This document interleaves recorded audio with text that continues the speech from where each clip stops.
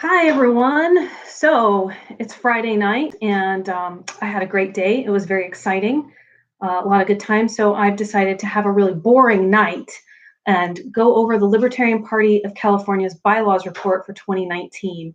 Um, I am live streaming this on Facebook and on YouTube. I'm looking into the Facebook computer camera. So sorry, YouTube, you're still there. You're important. And I'm doing this as a backup so that people on Facebook can still take a look at what's going on. Um, there's a meeting tomorrow in the Bay Area on the bylaws, so I want to make sure that this is out there for you guys before you have your meeting. Maybe you can take a look at it first. So for those of you who are in the Libertarian Party of California, you know that our convention is coming up 2019, April 5th through 7th, up in Concord, California. And part of the thing that we do at convention is we wrestle over bylaws. And I was on the bylaws committee this year, and so I'm going to share some information on the bylaws report, my experience being on the committee, and some background on why certain proposals ended up on the report. There's 11 total. I'm not going to read the report in detail because that will take up a lot of time. I realized earlier as I was going over it, and it'll also be really boring, and you guys can do that on your own. So I will send out a copy of the report to all of the counties when I'm done.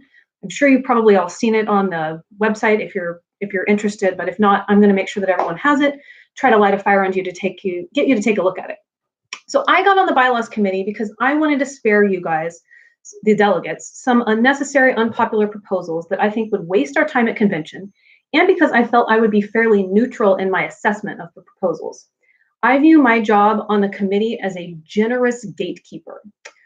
What that means is I'm the one that sees things. I vote on whether or not they go before you, but I try not to be an authoritarian about it.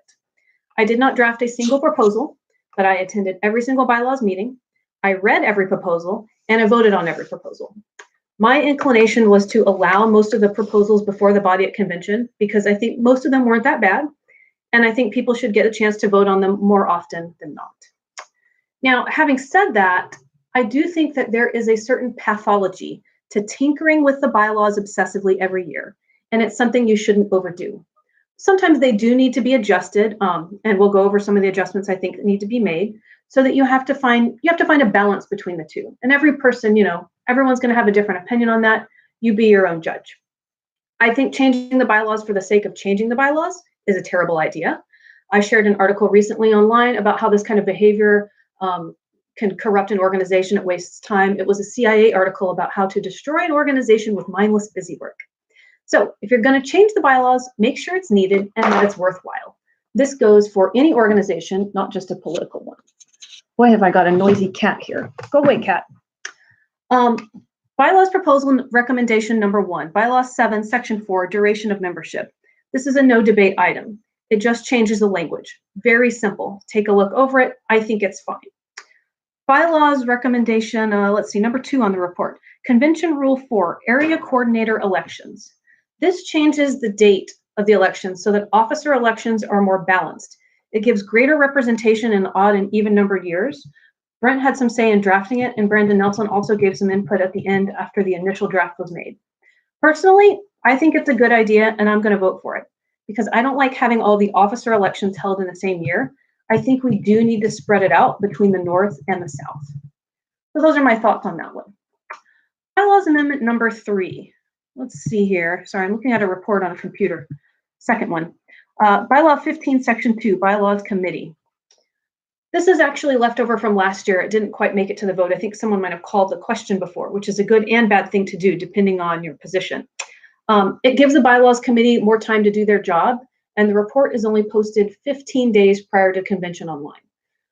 So as the bylaws committee, we have to do a lot of work. We meet a lot. We review everyone's proposals. The report is drafted at the end after everything's voted on, and it shows up at ca.lp.org/bylaws, I think, where you see the report. 15 days is a fairly short amount of time before convention to post a report, but it allows time for more participation from the delegates. So this year we had some last minute pitches for bylaws amendments and they came too late. Our report was done, so they didn't make it. I may vote yes on this one, although I think 15 days might be a little bit too short, but I'm inclined to think this is a good idea. Number 4, bylaws recommendation for 15, section 3, the platform committee.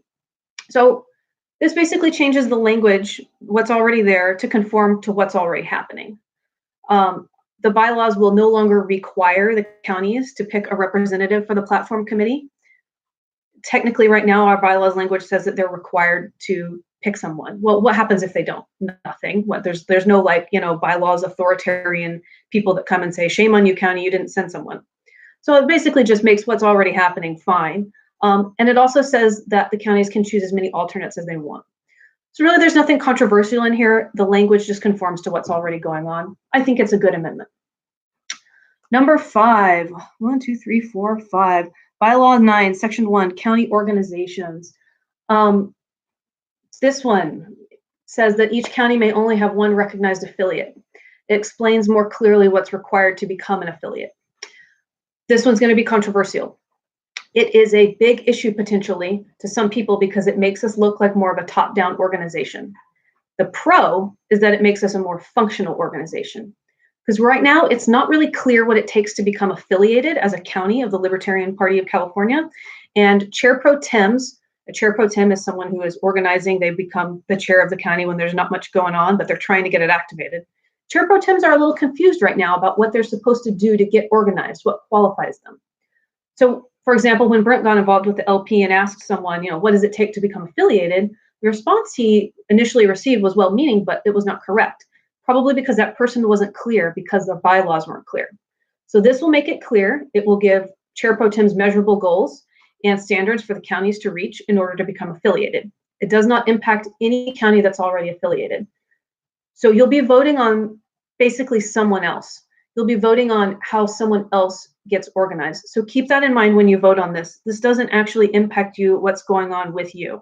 It may impact, for example, someone who wants to get affiliated, who wants to get active in a smaller county. So just keep that in mind. I'm inclined to think it's a good idea. I'm still a little bit on the fence. I'm fairly neutral on most of these, by the way. Number 6, online meetings for the XCOM. Electronic meetings. Bylaw 12, Section 4, electronic meetings. This allows us to have online meetings for the executive committee. It doesn't mean that our quarterly meetings will be held online. Those aren't impacted. But this way we can conduct emergency business as a whole instead of having to go through the operations committee.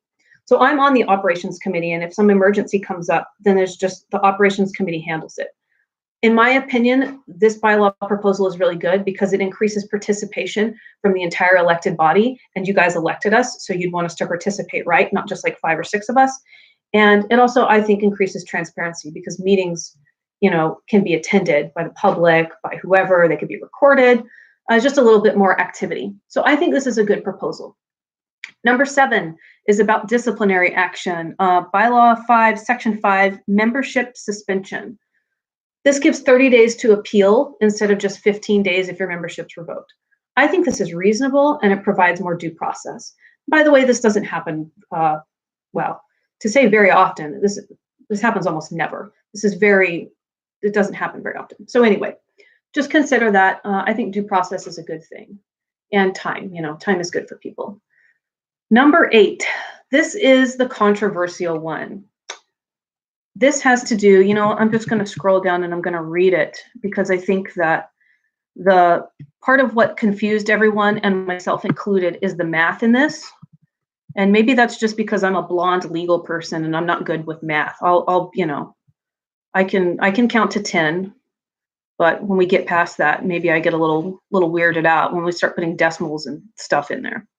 So let's scroll on down. Okay, county delegations. Okay, let me read this out. In the past, our annual convention was a true convention where each county affiliate elected or appointed their delegates based on the number of members in each county. This was done in much the same way that the national LP holds their conventions. Several years ago, our convention was changed to be an annual meeting of members, with all current Central Committee members being allowed to vote on all party business. Many current Central Committee members have expressed an interest in going back to the original system. That is true.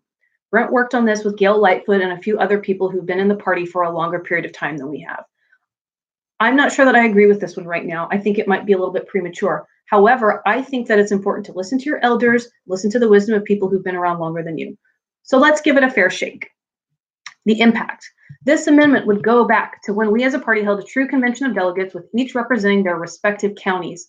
This would have a fairly large impact in the way the party does its business, but would ensure proper representation from each county affiliate.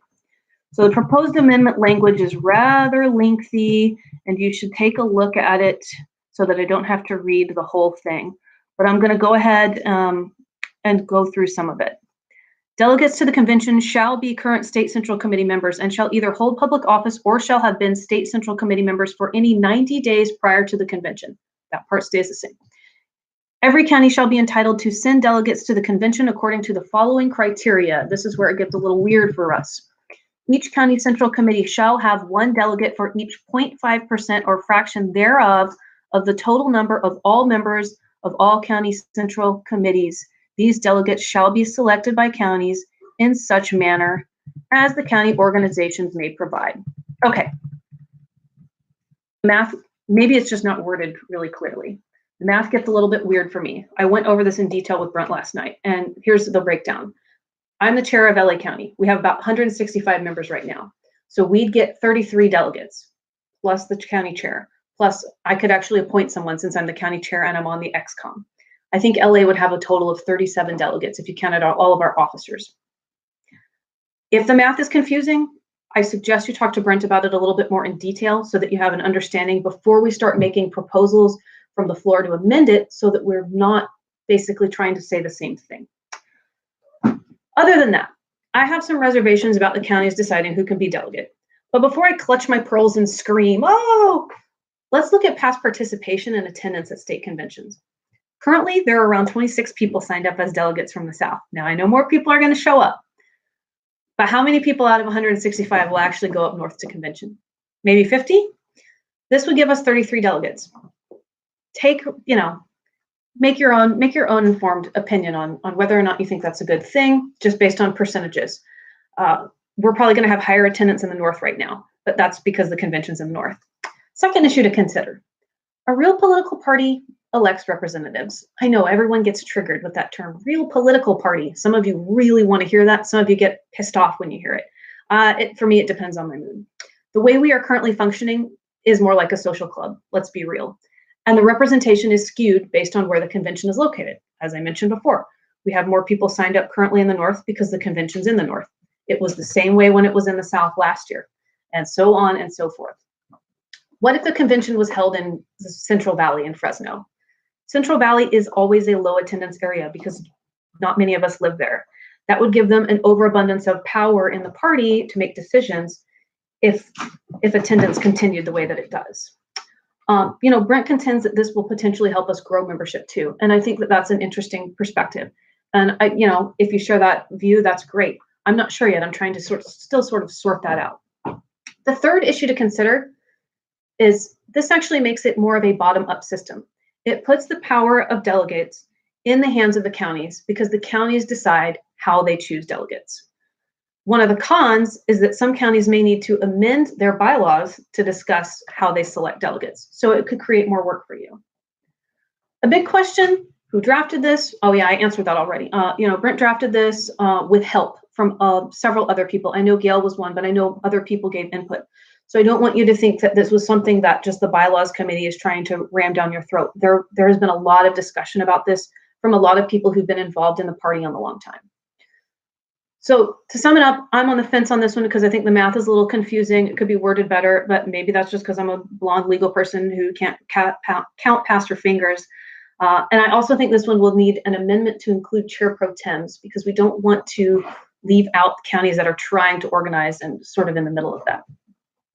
So that's enough on that one. We're almost done here. Thanks for bearing with me. I know this is really dull, but I think this is really important though, not just for if you're in the LPC, but if you're in any organization that deals with bylaws, I think it's good to be transparent and talk about why you're doing certain changes and be more conversational about it than just give a dry report because sometimes things are sort of lost in translation. So number 9 is on, let's see, county delegations. This one only comes up if the previous one fails. I think it's a good idea, actually. This bylaw amendment would basically add national members as eligible delegates if they're registered with outside of the 90-day period. Kevin Moore and Contra Costa, I think, came up with this one. I think it's a solid proposal, and if 8 fails, I'll vote for it. I think if you're a registered dues-paying member of national, Sometimes you don't always know that you have to also be a dues paying member of the state party in order to vote in our business, but maybe you've been very active in the party a long time, you're committed, you're a solid libertarian. I would love you to come participate at our convention. The next one, number 10, Convention Rule 4, Sections D and E, Bylaws and Platform Committee Reports. So we try to alternate these every other year at convention so that there's enough time for everything, because people do like to do things like call the question, they run out time, people get exhausted, you can't get through the whole thing. It kind of sucks, especially when you're on a committee and you put a lot of work into it, you really want to improve it, you want to show the whole convention, like, this is what we did, like, we care about the party, we care about making it better. And then it's just like, I call the question, or we've lost quorum because everyone is so exhausted from arguing over something. This will just make it so that every other year, platform or bylaws has a fair shake at getting on there. So currently, we have to make a motion to flip-flop it on the schedule. So I think this is good. I'm totally in support of this one. I think Brent might have drafted this one. Last one, number 11, amendment of bylaws. This one's also a little controversial. It makes it easier to amend bylaws from the floor, and it takes less delegates so that people can't as easily intentionally withhold quorum, which is a dirty trick. If you want to make bylaws amendments from the floor, so if you're the kind of person who cares about bylaws, but you're not on the committee and you think it's important that the entire delegation participate, this is the amendment for you. This is also one of the only proposals that received a no vote by a member of the bylaws committee. Personally, I'm going to vote yes on it because I hate frustration of purpose, at least within our party. I think it's fantastic when, the other two major political parties have frustration of purpose. So that's it. I do want to give you a short minority report on two proposals that didn't make it through. We don't have an official minority report, so this is just really going to be, my thoughts on it, and I do think it's important. I want to give Rebecca Law some credit. The two that I didn't vote against, she came up with, or that I did vote against. One was a proposal to remove the program committee, and one was a proposal to change the last day to register as a delegate from 90 days to 30 days prior to convention. My advice on subjects like this is to listen to your elders. The program, which is sort of like a current events platform for our party, has not been properly utilized in the recent past. That doesn't mean the program sucks. It doesn't. It means the party hasn't done a good job of using it, being effective, and using this very helpful tool. Yes, I appreciate young people with fresh ideas who come into the party and want to make things better and get rid of, some of the crap and garbage and bureaucracy. But I don't think we should do away with the program. I think we need to keep it and we need to use it better. The program should be something that candidates can copy paste into their campaign platforms, and it should be something we can all quickly paste into social media when someone asks us, hey, what's the Libertarian Party's stance on affordable housing, the gas tax, pension, something like that, like how much money we spend on prisons right now, the drug war, immigration, whatever the current issue is that you're discussing, it's very helpful if we actually use it. It doesn't take up a lot of party resources to create this program committee, and the committee doesn't need to meet indefinitely throughout the year to make it happen. So it can actually be very efficient. Now, the other measure I voted down was to reduce our membership join time from 90 days to 30 days. I voted this one down because I knew it was going to be unpopular.